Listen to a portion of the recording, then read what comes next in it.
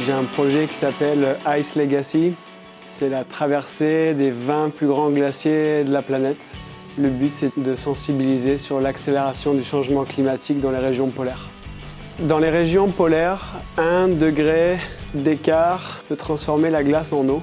Soudain, là, le territoire de l'ours blanc, il est en train de se réduire énormément.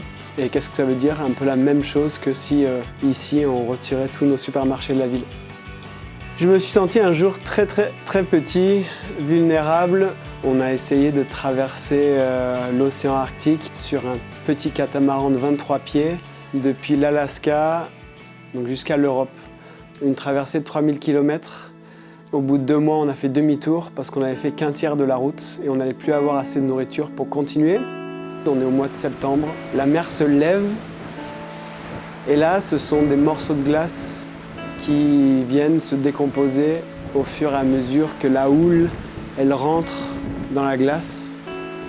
À voir tout autour du bateau, la glace se fracturait et là, je me demandais clairement si on allait pouvoir s'en sortir.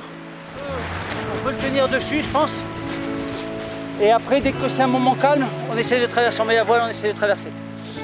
Là, on va où donc là, pour faire court, là, j'ai sérieusement flippé. Dehors, quand je sens la pluie, la neige, le vent, mais aussi les beaux rayons du soleil, moi, je me sens bien et je me sens équilibré.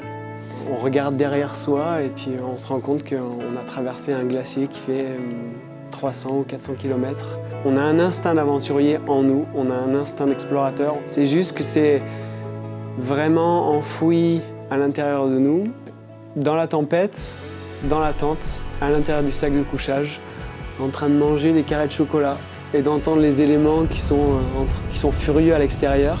Mais c'est des moments tout simples en fait. J'aime bien repartir et vivre avec cet instinct qui est magique.